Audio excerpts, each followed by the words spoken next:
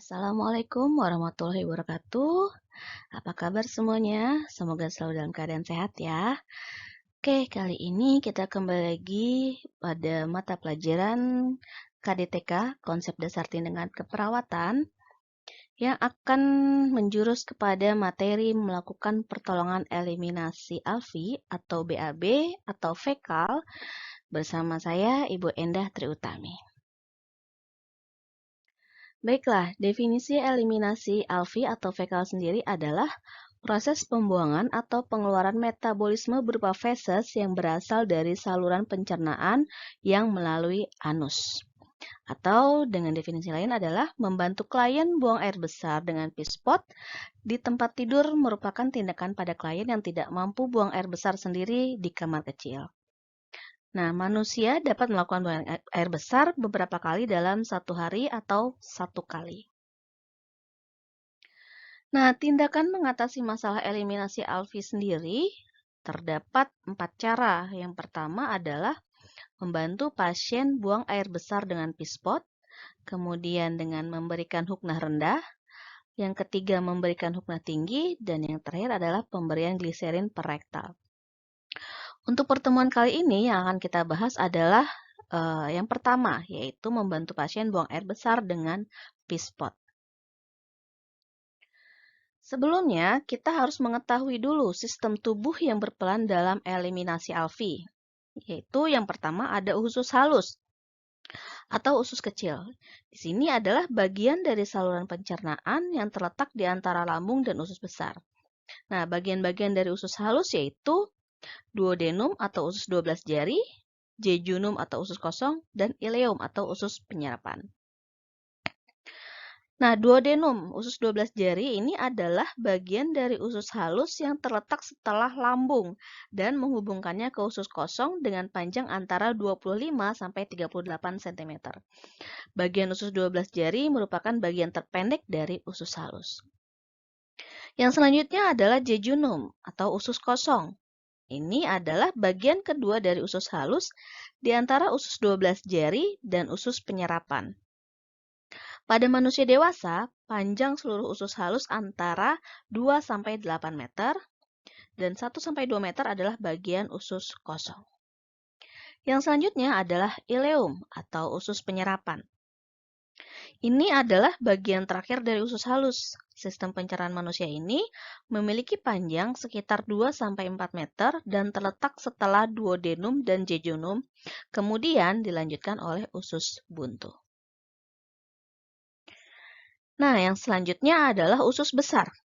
Ini adalah bagian usus antara usus buntu dan rektum. Fungsi utama organ ini adalah menyerap air dan feses. Nah, bagian-bagian dari usus besar yaitu ada kolon, rektum, dan anus.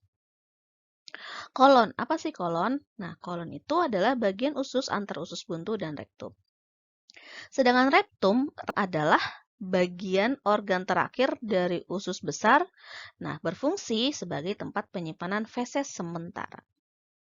Sedangkan anus adalah sebuah bukaan dari rektum ke lingkungan luar tubuh. Anus ini disebut juga dengan dubur, ya bahasa awam ya. Selanjutnya kita akan membahas faktor yang mempengaruhi eliminasi alfi. Yang pertama adalah usia. Setiap tahap perkembangan usia memiliki kemampuan mengontrol proses defekasi yang berbeda. Seperti bayi belum memiliki kemampuan mengontrol secara penuh dalam buang air besar. Adapun orang dewasa sudah memiliki kemampuan mengontrol secara penuh. Kemudian, pada usia lanjut, proses pengontrolan tersebut mengalami penurunan. Yang kedua adalah diet. Diet atau pola atau jenis makanan yang dikonsumsi dapat mempengaruhi proses defekasi. Nah, makanan yang memiliki kandungan serat tinggi itu dapat membantu proses percepatan defekasi dan jumlah yang dikonsumsi pun dapat mempengaruhinya. Kemudian ada asupan cairan. Nah, pemasukan cairan yang kurang dalam tubuh membuat defekasi menjadi keras. Nah, hal tersebut karena proses absorpsi air yang kurang sehingga dapat mempengaruhi kesulitan proses defekasi. Yang selanjutnya adalah aktivitas. Nah, aktivitas di sini dapat mempengaruhi proses defekasi karena melalui aktivitas tonus otot abdomen, pelvis, dan diafragma dapat membantu kelancaran proses defekasi. Selanjutnya adalah pengobatan. Pengobatan juga dapat mempengaruhi proses defekasi seperti penggunaan obat-obatan laksatif atau antasida yang terlalu sering. Faktor selanjutnya adalah gaya hidup. Nah, kebiasaan atau gaya hidup di sini dapat mempengaruhi proses defekasi.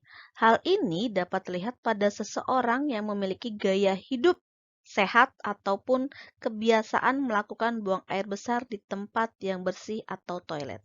Jadi, ketika seseorang tersebut buang air besar di tempat yang terbuka atau tempat yang kotor, maka ia akan mengalami kesulitan dalam proses defekasi. Yang selanjutnya adalah faktor penyakit.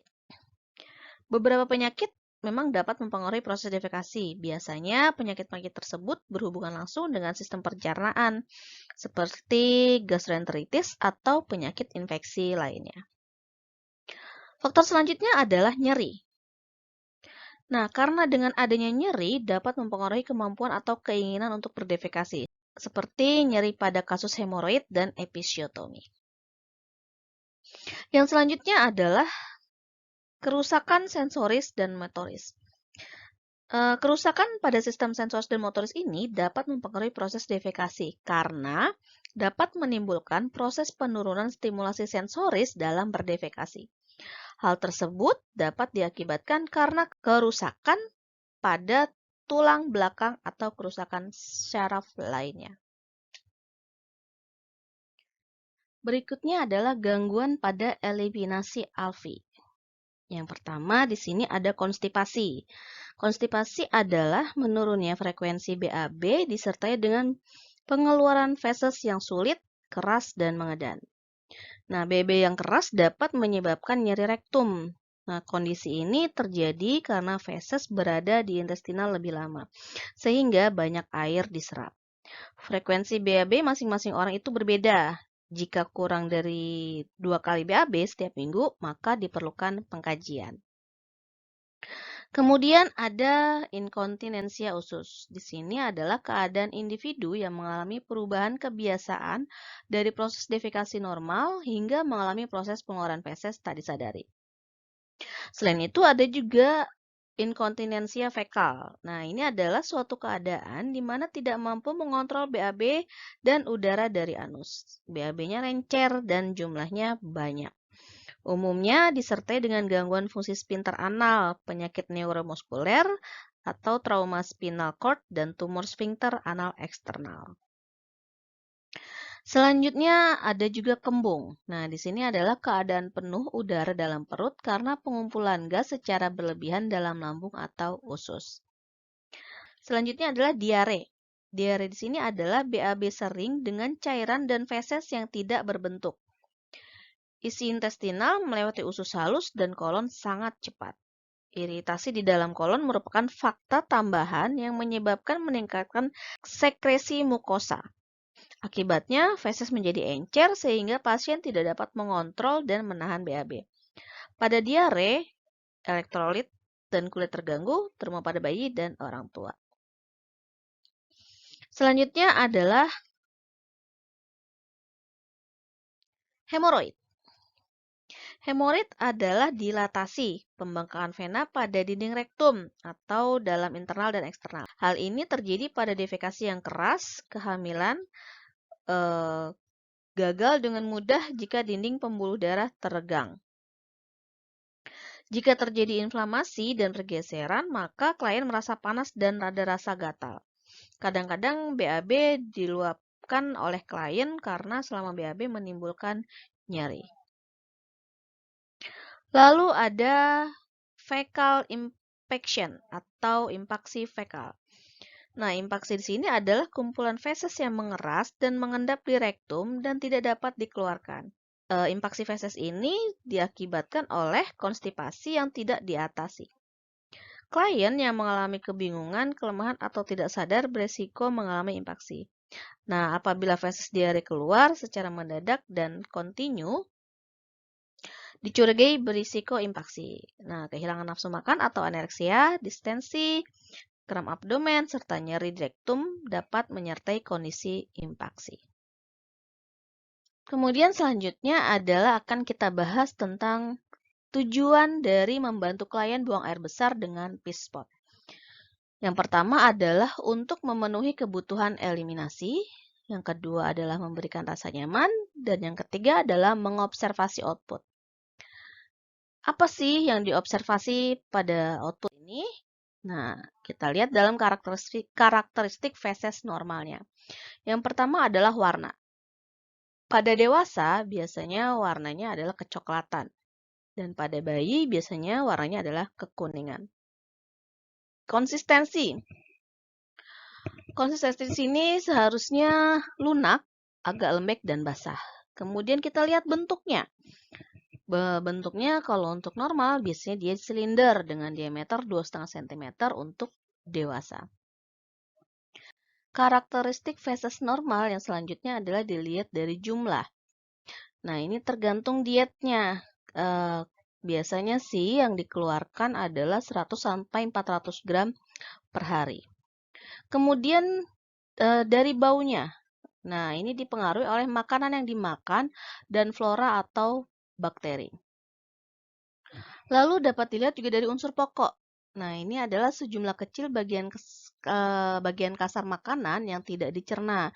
Potongan bakteri yang mati, sel epitel lemak, protein, unsur-unsur kering, dan cairan pencernaan. Baiklah, sekarang kita akan membahas tentang hal-hal yang perlu diperhatikan dalam membantu klien BAB. Yang pertama adalah bila klien tidak dapat ditolong oleh seorang perawat, misalnya karena klien gemuk, nah ini diperlukan lebih dari satu orang perawat untuk menolongnya. Kemudian yang kedua adalah menggunakan Peace-Spot yang bersih dan kering. Selanjutnya yang ketiga adalah menggunakan sarung tangan sekali pakai dan cuci tangan Anda segera sebelum dan sesudah melaksanakan prosedur untuk mencegah penularan penyakit ke orang lain dan ke diri Anda sendiri. Yang keempat adalah memberi privasi pada klien. Cobalah untuk membuat klien senyaman mungkin selama prosedur tindakan. Dan yang terakhir adalah sebaiknya hindari memberikan Peace-Spot waktu makan. Ya, jadi jangan melakukan tindakan membantu klien BAB ini pada saat makan, berkunjung, atau menerima tamu kunjungan atau visit dokter. Oke, baik. Sekian penjelasan untuk materi membantu klien buang air besar dengan Peace-Spot. Selanjutnya, kalian kerjakan tugas berikut ya menggunakan Microsoft Word atau tulis dengan tangan di buku tulis, kemudian kumpulkan pada GCR dalam bentuk PDF. Ingat ya, mengumpulkan tugas sebelum tenggat waktu selesai. Apabila kalian mengumpulkan tugas lewat dari tenggat waktu yang sudah ditentukan, maka akan dianggap alpa atau tidak hadir. Baiklah, penjelasan untuk membantu klien buang air besar dengan Peace-Spot sudah selesai. Selamat mengerjakan tugasnya, tetap semangat belajar, tetap rajin belajar, selalu jaga kesehatan, dan tetap di rumah aja. Sampai ketemu di pertemuan selanjutnya. Akhir kata, wassalamualaikum warahmatullahi wabarakatuh.